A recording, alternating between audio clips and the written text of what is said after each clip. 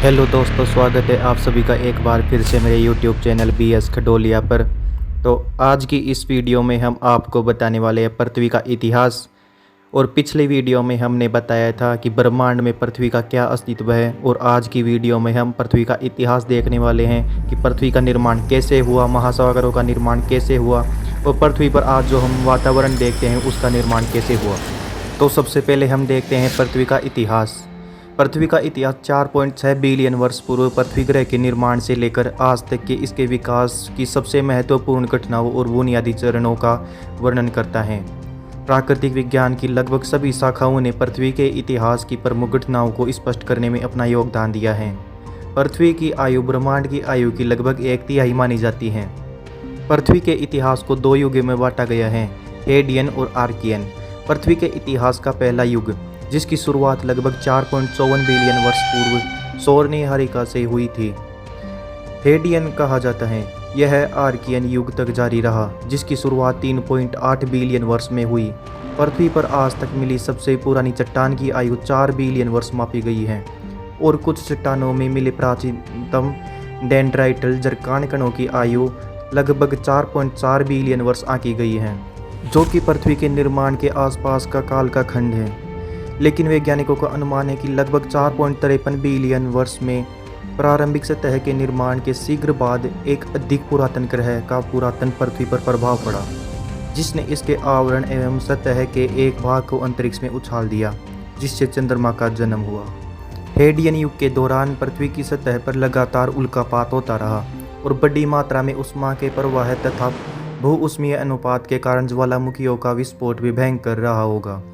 डेंड्राइटल जरकान कणों की आयु 4.4 बिलियन वर्ष आंकी गई है।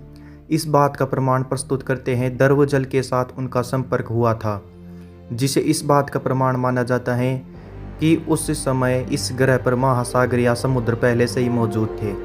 अन्य आकाशीय पिंडों पर प्राप्त ज्वालामुखी विवरों की गणना के आधार पर यह अनुमान लगाया जा सकता है कि उल्का पिंडों के अत्यधिक प्रभाव वाला एक कालखंड, जिसे लेट हेवी बम्बार्डमेंट कहा जाता है, का प्रारंभ लगभग 4.1 बिलियन वर्ष में हुआ था, और इसकी समाप्ति हेडियन के अंत के साथ 3.8 बिलियन वर्ष के आसपास हुई। और साथ ही आर्कियन युग के प्रारंभ तक पृथ्वी पर्याप्त रूप से ठंडी हो चुकी थी। आर्कियन के वातावरण, जिसमें ऑक्सीजन तथा ओजोन पर मौजूद नहीं थी, की रचना के कारण वर्तमान जीव जंतुओं में से अधिकांश का अस्तित्व असंभव रहा होता। इसके बावजूद ऐसा माना जाता है कि आर्कियन युग के प्रारंभिक काल में ही प्राथमिक जीवन की शुरुआत हो गई थी, और कुछ संभावित जीवाश्म की आयु लगभग 3.5 बिलियन वर्ष आंकी गई है। हालांकि कुछ शोधकर्ताओं का अनुमान है कि जीवन की शुरुआत शायद प्रारंभिक हेडियन काल के दौरान लगभग 4.4 बिलियन वर्ष में हुई होगी। पृथ्वी की सतह के नीचे हाइड्रोथर्मल छिद्रों में रहने के कारण संभावित लेट हेवी बम्बार्डमेंट काल में उनका अस्तित्व बच सका। और अब हम देखते हैं पृथ्वी के केंद्र तथा पहले वातावरण की उत्पत्ति। पुरातन पृथ्वी का विकास अभिवृद्धि से तब तक होता ही रहा जब तक कि सूक्ष्म ग्रह का आंतरिक भाग पर्याप्त रूप से इतना गर्म नहीं हो गया कि भारी लोह धातु को पिघला सके। ऐसे द्रव धातु, जिनके घनत्व अब उच्चतर हो चुका था, पृथ्वी के भार में केंद्र के एकत्रित होने लगे, तथा लौह प्रलय के परिणाम स्वरूप एक पुरातन आवरण तथा एक धातु केंद्र पृथ्वी के निर्माण के केवल 10 मिलियन वर्षों में ही पृथक हो गए, जिससे पृथ्वी की स्तरीय संरचना बनी और पृथ्वी के चुंबकीय क्षेत्र का निर्माण हुआ।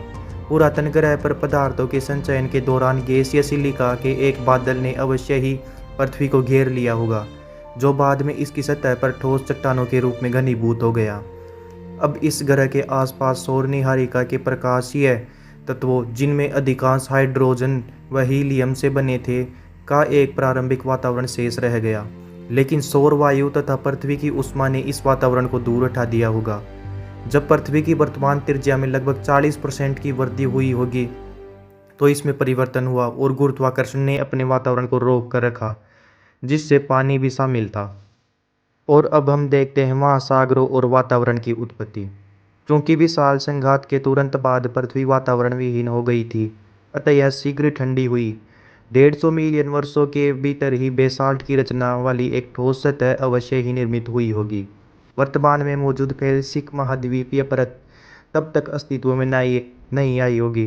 पृथ्वी के भीतर आगे विभेद केवल तभी शुरू हो सकता था जब ऊपरी परत कम से कम आंशिक रूप से पूर्ण ठोस बन गई हो। इसके बावजूद प्रारंभिक आर्कियन 3 बिलियन वर्ष में ऊपरी सतह वर्तमान की तुलना में बहुत अधिक गर्म, संभवतः 1600 डिग्री सेंटीग्रेड थी, और इस ऊपरी परत से भाप निकली और ज्वालामुखियों द्वारा और अधिक गैसों का उत्सर्जन किया गया, जिससे दूसरे वातावरण का निर्माण हुआ। उल्का के टकरावों के कारण अतिरिक्त पानी आयात हुआ, संभवतः बृहस्पति के गुरुत्वाकर्षण के प्रभाव के अंतर्गत आने वाले क्षुद्रग्रहों की बाहरी पट्टी से उत्सर्जित क्षुद्रग्रहों से। केवल ज्वालामुखीय घटनाओं तथा गैसों के विघटन से पृथ्वी पर जल की इतनी बड़ी मात्रा का निर्माण कभी नहीं किया जा सकता था।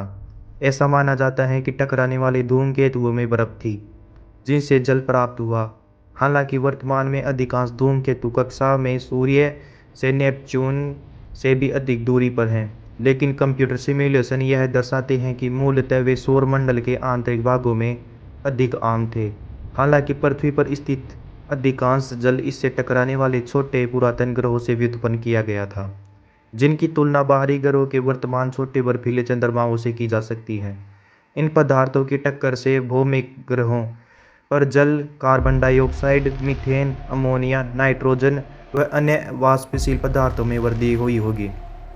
यदि पृथ्वी पर उपस्थित समस्त जल केवल धूमकेतुओं से व्युत्पन्न हुआ था, तो इस सिद्धांत का समर्थन करने के लिए धूमकेतुओं के लाखों संघातों की आवश्यकता हुई होती।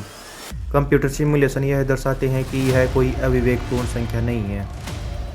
ग्रह के ठंडे होते जाने पर बादलों का निर्माण हुआ, वर्षा से महासागर बने।